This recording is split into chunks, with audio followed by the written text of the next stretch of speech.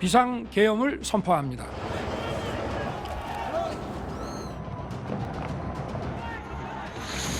피청구인 대통령 윤석열을 파면한다.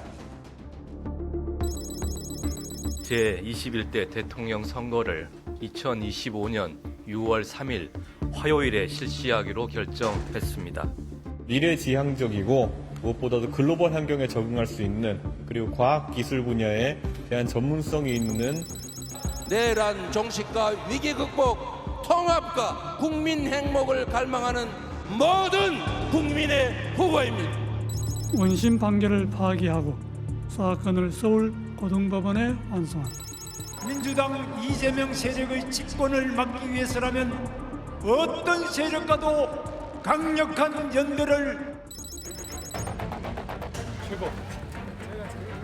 그 알량한 대통령 후보 자리를 지키기 위해서 김문수 후보의 자격을 취소하고 한덕수로의 후보 변경 시도는 당원 투표에서 막혔습니다. 시와 KBS, SBS 등 다양한 채널.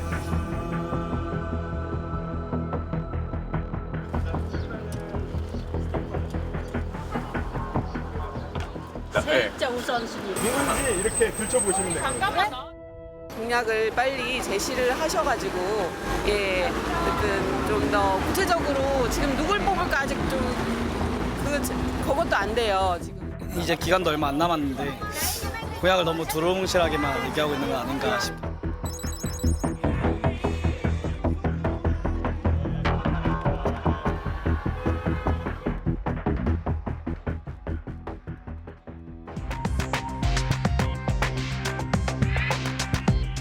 안녕하십니까, 이휘준입니다. 대선이 이틀 앞으로 다가왔습니다. 이번 대선은 친위 쿠데타를 시도한 전직 대통령이 파면돼 치러지는 보궐선거입니다. 투표함엔 내란 사태에 대한 유권자들의 판단이 담길 겁니다. 또한 이번 대선은 활력을 잃어가는 대한민국의 미래에 대한 유권자들의 바람이 담길 선거이기도 합니다. 그래서 오늘 스트레이트는 김정인, 최경지 기자와 대선 주요 공약을 살펴보겠습니다. 네, 저희가 우선적으로 살펴본 공약은 부동산 공약입니다. 단순한 집값 문제를 넘어 우리나라의 사회 경제 문제를 가장 함축하고 있는 분야이기 때문입니다. 취업이나 결혼, 출산 같은 삶에서 중요한 전환기에 있는 이들을 직접 만나 부동산에 대한 고민을 들어봤습니다. 3년 전 서울 망원동의 한 빌라에 신혼 보금자리를 마련한 윤지연 씨 부부. 와이프가 프로포즈 해가지고. 아니. 곧 태어날 아기의 옷과 침구를 정리하는 윤 씨의 얼굴엔 설렘이 묻어나지만 근심도 겹쳐 있습니다. 회사 선배님들이 교육 얘기를 그렇게 많이 하세요. 뭐애 교육 때문에 어디로 이사를 간다든 학원비가 얼마나 든든. 저는 그게 막 사교육을 많이 시키고 싶은 생각은 없었는데 시대를 따라가려면 그렇게 해야 되나? 그런. 이 부부의 월 소득은 500만 원 정도. 6억 원짜리 집을 매입하면서 받은 주택담보대출 3억 원에 대한 원금과 이자로 매달 150만 원씩 갚고 있습니다. 다들 막 영어 유치원 보낸다고 막 학원을 막 그렇게 보내니까 그게 좀 그거는 이게 한 300만 원씩 쓰더라고요. 그 정도는 아니더라도 평균 그러니까 약간 우리 애는 그래도 평범하게는 키워줘야지 모자르게 키우고 싶은 부모는 없잖아요. 마음 같아선 교육 여건이 더 좋은 곳으로 이사 가고 싶지만 지금의 2배는 되는 집값 때문에 엄두가 나지 않습니다. 이 아이한테 내가 기본적으로 다 해줄 수 있을까? 그런 고민은 되죠. 그래서 이제 근데 또 이제 그래서 신랑이 더 어깨가 무겁지 않을까? 뭐 그런 생각도 많이 들고. 어떻습니까? 사실 교육이 제일 금전이랑 또 연결돼 있어가지고 사실 그게 제일 걱정이죠. 결혼과 출산, 교육, 소비. 이 부부의 고민엔 부동산에 얽힌 국민들의 고민이 함축돼 있습니다. 서울의 오피스텔에서 자취를 하는 30대 초반 직장인 이모 씨. 오랜 연인과의 결혼을 고려할 때지만 내 집 마련이 먼저란 생각이 떠나질 않습니다. 결혼하면 뭔가 그 다음 단계로 출산과 육아인데 사실 내 몸 하나 누릴 집이 없는데 애는 어떻게 키우느냐 막 이런 생각 때문에 사실 좀 멀게 생각했던 것 같아요. 결혼을 하면서 내 집 마련을 하겠다는 거는 사실 불가능하다고 생각하고 포기한 상태고. 퇴근하면 온라인으로 유료 부동산 강의를 듣고 관심 있는 동네를 찾아가 입지와 시세를 분석하는 게 일상이 됐습니다. 서울이면 진짜 싸도 5억이잖아요. 근데 내가 정말 좋은 입지가 좋은 뭐 앞으로 자산이 성장할 내 집을 찾는데 30-40만 원을 투자하는 건 아깝지 않다는 생각이 들었어요. 한국은행이 미혼 남녀 1000명에게 결혼을 하지 않는 이유를 물었더니 집 마련 문제 등 상황이 여의치 않아서라고 답한 사람이 35.7%로 가장 많았습니다.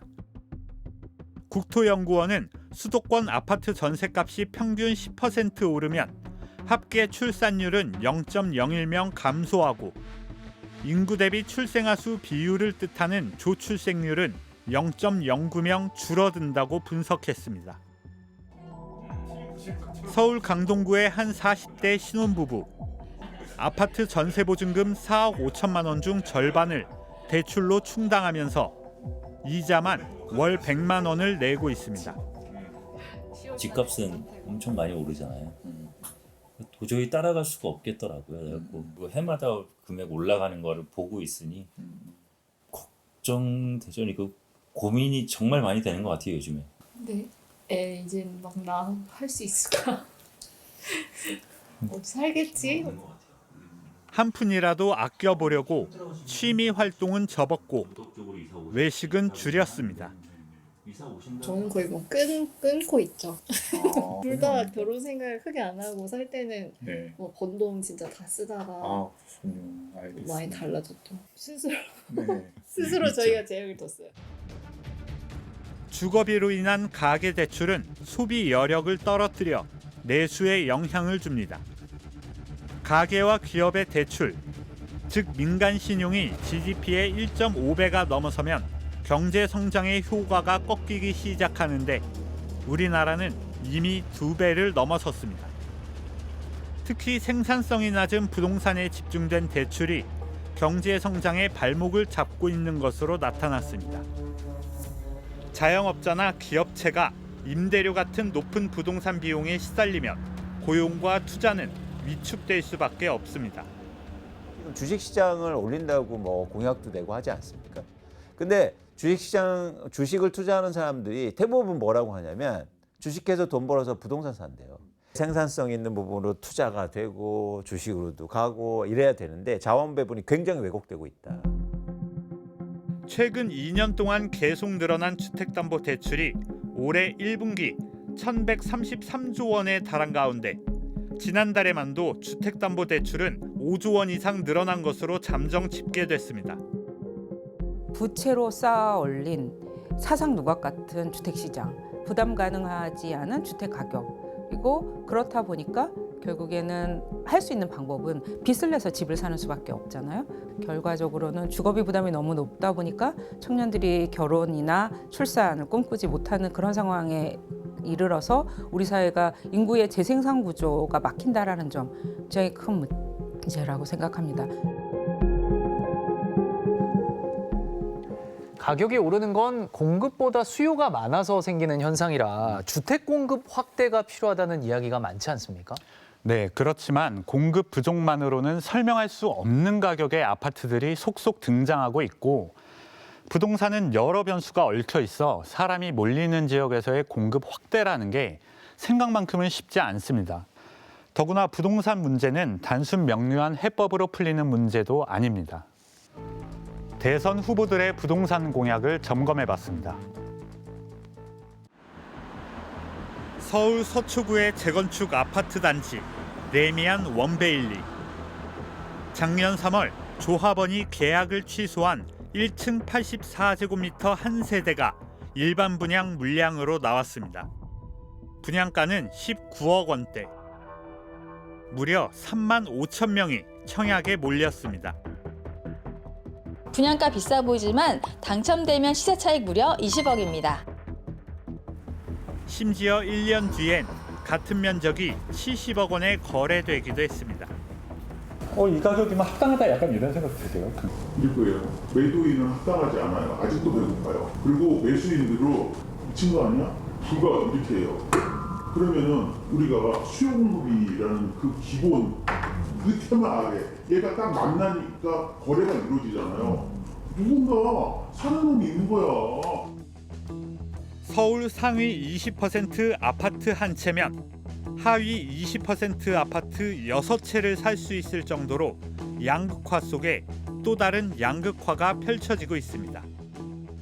근데 지방에서도 이제 부자들이 자꾸 이제 인구 쇼크의 마지막 피난처라고 생각하고 강남 아파트를 사려는 그런 경향. 그리고 이제 최근 들어서는 똘똘한 한 채. 그리고 이제 또 얼죽신이라고 그래서 얼어 죽어도 신축 이런 여러 가지 수요들이 강남 아파트로만 이렇게 쏠리다 보니까 강남 아파트가 어지간한 지금 빌딩 가격보다 더 비싸잖아요. 이런 초양극화 양상으로 이제 결국 이어졌다. 이러다 보니 젊은 세대는 사회에 발을 내딛기 전부터 무력감을 느끼게 됩니다. 일단 첫 번째로는 와닿지 않는다. 두 번째로는 당연히 가지고 싶다는 마음. 언젠가는 저 집에 살고 싶다. 그 세 번째로는 이제 어떻게든 해도 불가능할 수 있겠다. 좀 그런 무력감 이런 순서인 것 같습니다. 대학생인 김 씨는 벌써부터 아르바이트로 번 돈을 주택 청약에 붓고 있습니다. 조그만 집, 월 100만 원이 넘는 부담스러운 서울살이 월세. 하지만 일자리 때문에 서울을 떠나기도 쉽지 않습니다.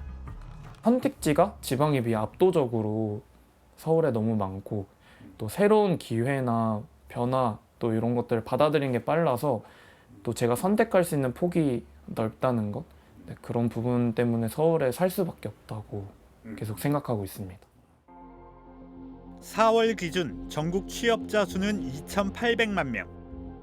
절반인 1,400만 명이 서울 등 수도권에서 일자리를 가지고 있었고 수도권을 제외한 14개 광역지자체 중 8곳에선 취업자 수가 100만 명이 안 됐습니다. 사실 제 진짜 고향은 아무것도 없거든요. 그래서 제가 거기서 사업을 하거나 완전히 농업업을 하지 않는 이상 공무원 이 정도밖에는 길이 없다고 생각해서 은행 이 정도? 지방의 청약시장 분위기는 어떨까? 부산 강서구의 한 아파트 단지. 지난 1월 469가구 청약에 140명만 신청해 경쟁률은 0.29대 1이었습니다.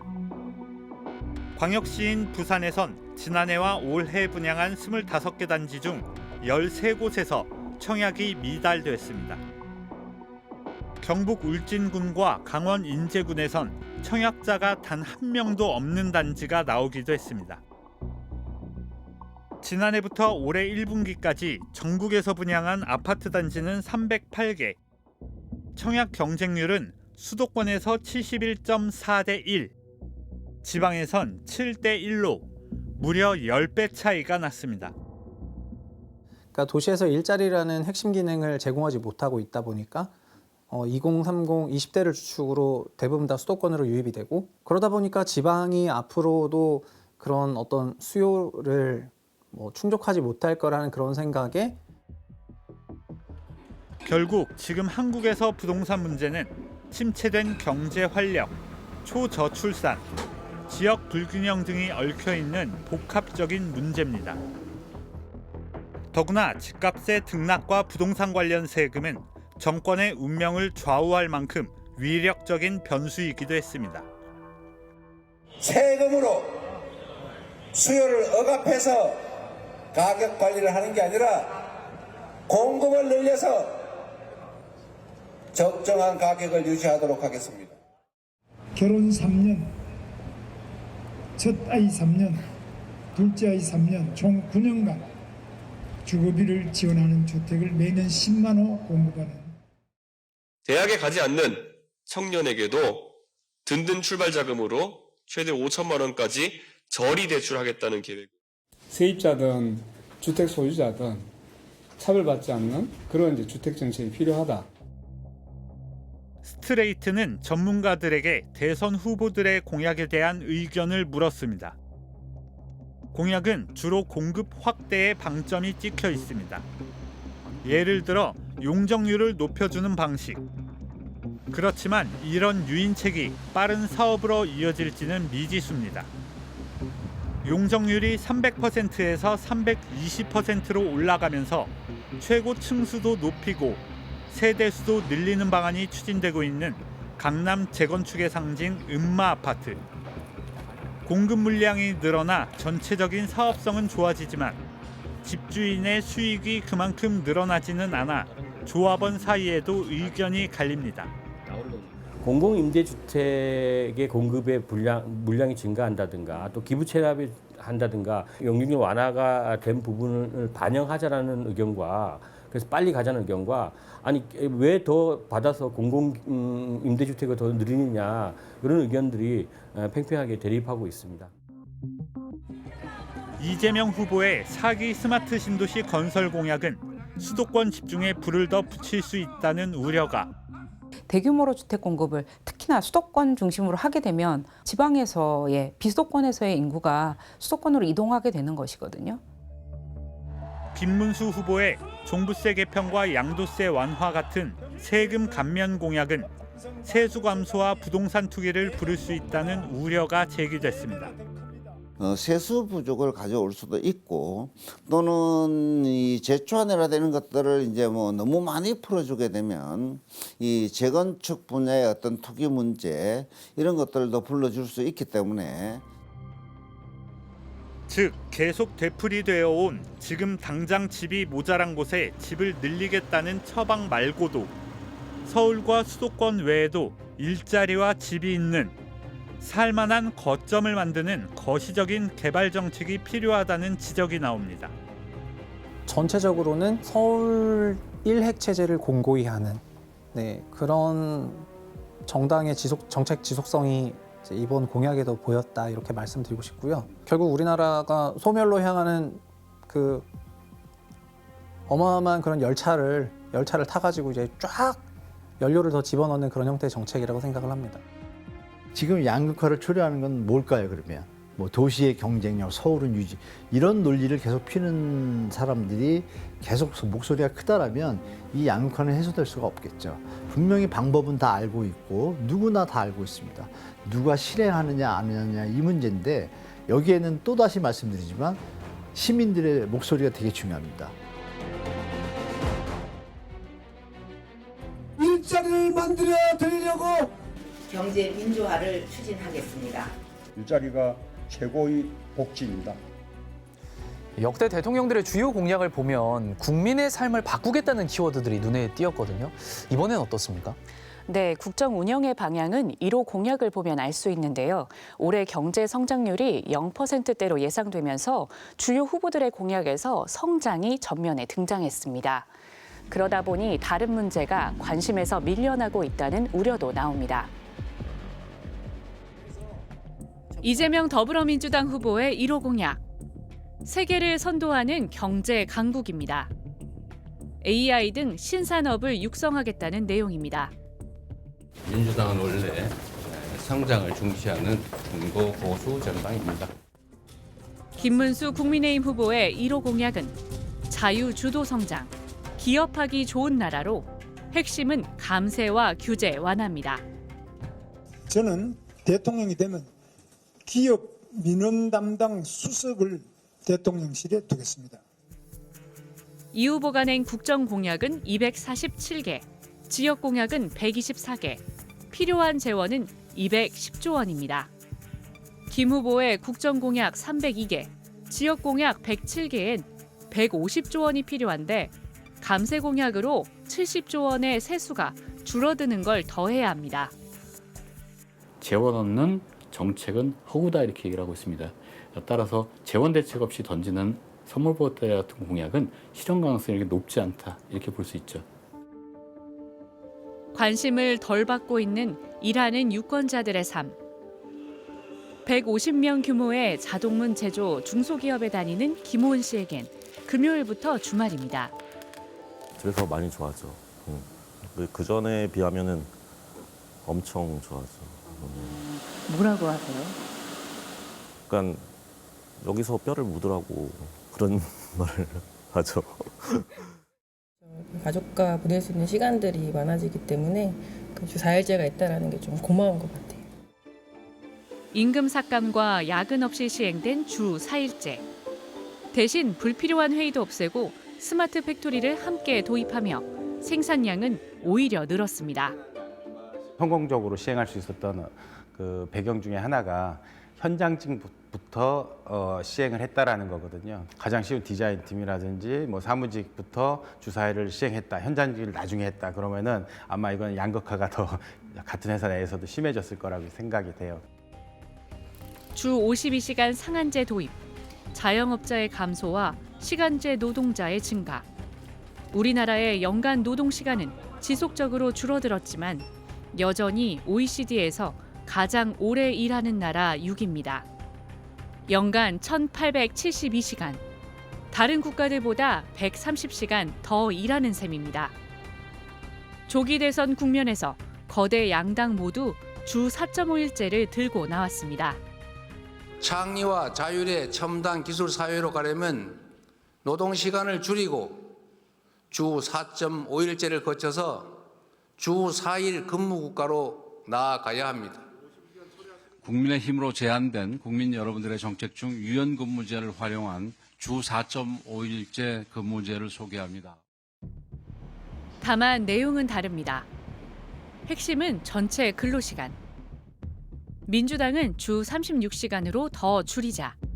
국민의힘은 하루에 1시간씩 더 일해 주 40시간을 유지하자는 겁니다. 김문수 후보는 특정 업종에서는 주 52시간 상한제도 없애겠다고 했습니다. 유연 근무제를 활성화해서 근로자의 선택권을 많이 넓히도록 하겠습니다. 자칫하면 오히려 장시간 연속 노동의 길을 열어줄 수 있다는 우려도 나옵니다. 특정 시즌 물량이 있을 때는 하루에 12시간, 14시간 할 수 있거든요. 그래서 장시간의 은폐 효과가 있고. 반면 재계는 이재명 후보의 공약이 기업 경쟁력을 떨어뜨린다고 말합니다.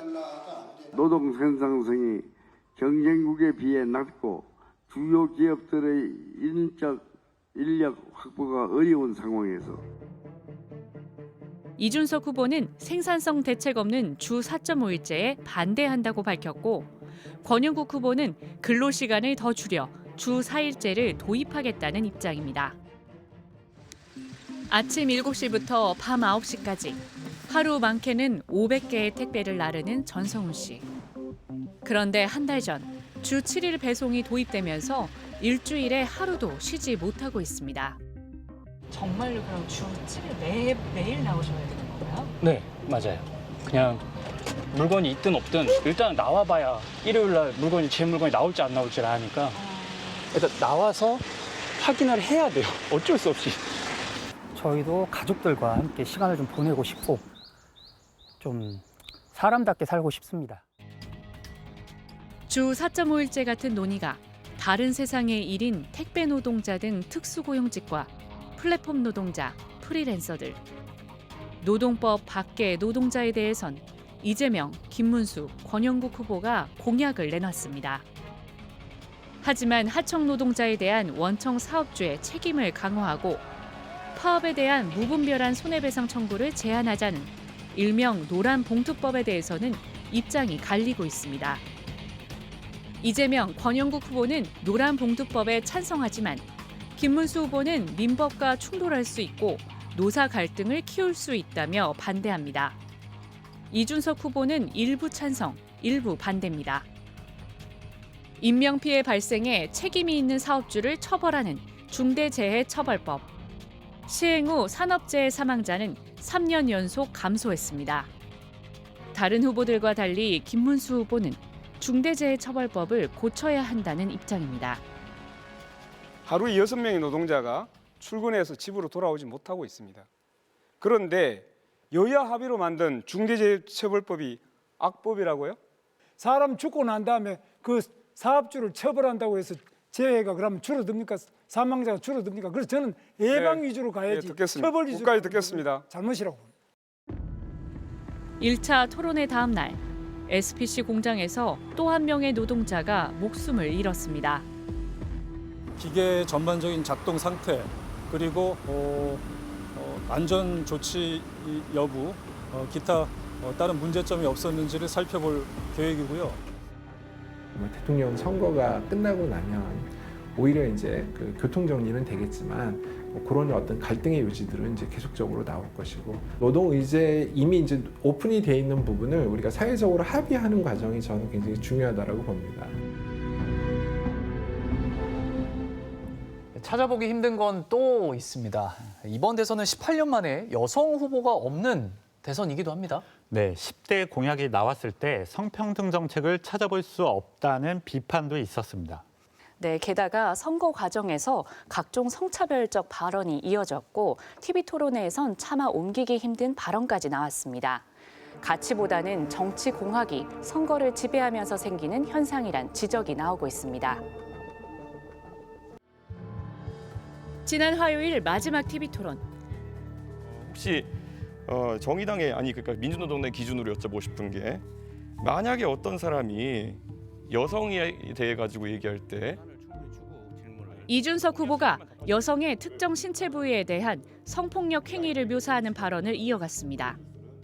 그건 뭐 답변하지 않겠습니다. 민주노당 기준이 없습니까? 이런 성폭력적인 발언에 대해서? 그건 있죠. 그러나 지금 이걸 묻는 취지는 잘 모르겠는데요. 이재명 후보 아들의 발언으로 알려진 내용을 권영국 후보에게 물어보는 형태로 이재명 후보에 대한 공격을 시도한 겁니다. 도대체 정치를 어떻게 배웠는지 잘 이해가 안 됐습니다. 국민들이 보는 데서 그게 낯뜨거운 이야기를 하고 있는 정도의 자질이라면 오히려 본인이 사퇴해야 되는 거 아닌가라는 생각이 들 정도였습니다. 이준석 후보는 불편함을 느낀 분께 사과한다면서도 검증을 위한 질문이라고 정당화했습니다. 해당 표현은 제가 창작한 것이 아니라 이재명 후보의 장남 이동훈 씨가 인터넷 커뮤니티에 직접 올린 글의 순화된 버전이었습니다. 이재명 후보는 아들 문제는 자기 잘못이라고 사과하면서 이준석 후보가 아들의 발언을 왜곡해 토론회장을 망쳤다고 비판했습니다. 자식 이기는 부모 없다고 잘못 키운 제 잘못이죠. 여성 혐오 발언을 국민 토론회장에서 함부로 한 행위에 대해서는 엄정한 책임을 져야 될 것입니다. 처음엔 적절치 못한 발언이라고 비판했던 국민의힘은 이후 이재명 후보 쪽으로 화살을 돌렸습니다. 뭐 아들도 막 온갖 욕을 해가지고 그것 때문에 요즘 시끄럽죠. 우리 집에는 그런 건 없어요. SNS에 해당 표현을 공유하거나 학생들에게 관련 발언을 전하는 등 2차 가해에 가담한 개혁신당과 국민의힘 관계자들도 있었습니다. 아들이 무슨 얘기 해주는지 알아 오늘? 네? 뭐야? 이재명 아들이? 뭐요? 무슨 연예인, 여성 연예인. 대선 후보 토론이라는 공론의 장에서 혐오 발언을 인용하는 형식으로 혐오를 선동한 것이란 비판이 나왔습니다. 이준석 후보는 이게 여성 혐오에 해당하느냐고 묻기 위해 해당 표현을 꺼낸 순간 스스로 혐오의 언어를 퍼뜨리는 가해자가 되었음을 명심하라. 혐오 표현을 인용하며 혐오를 묻겠다는 발상 자체가 폭력이다. 이는 지난 대선에 등장한 성별에 따른 피해 의식을 자극하는 선거 전략과도 맞닿아 있습니다. 현재 입장은 여성가족부 폐지 방침 그리고 남녀 갈라치기 프레임에 20, 30대 표심이 요동쳤습니다. 정치권이 전략적으로 이용했다고 생각합니다. 마치 여성 정책이나 여성의 권리가 남성의 어떤 것을 빼앗는 방식으로 정치적 프레임을 설정했다고 생각합니다. 그리고 윤석열 정부에서 처음으로 국가 성평등 지수는 떨어졌고 남녀 임금 격차는 여전히 OECD 1위. 여성가족부 장관은 1년 3개월째 공석입니다. 지금 여성가족부의 장관이 누구십니까? 없죠. 장관이 없어요. 장관이 없으면 아마 국무회의에 들어가서 별 발언권도 없을 겁니다. 여성 정책을 개발하고 집행하는 그 지방의 기관들 이런 것들이 많이 문을 닫았어요. 하지만 이런 정치 공학은 이번 대선에도 여파를 미치고 있습니다.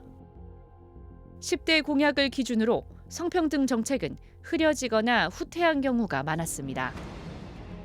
지난 대선 여성 안심 대통령을 내세웠던 이재명 후보는 이번에는 교제폭력 범죄 처벌 강화 등 단 3개 공약을 여러 분야에 나눠 실었습니다.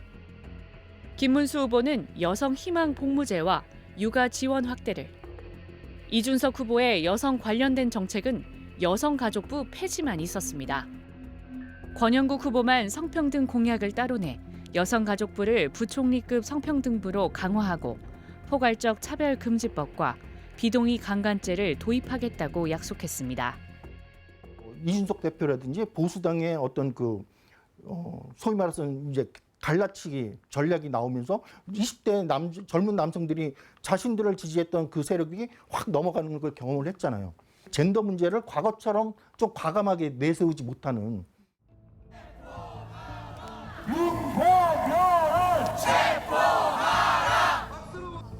눈을 맞으며 탄핵을 외쳤던 키세스 시위대가 다시 거리로 나왔습니다.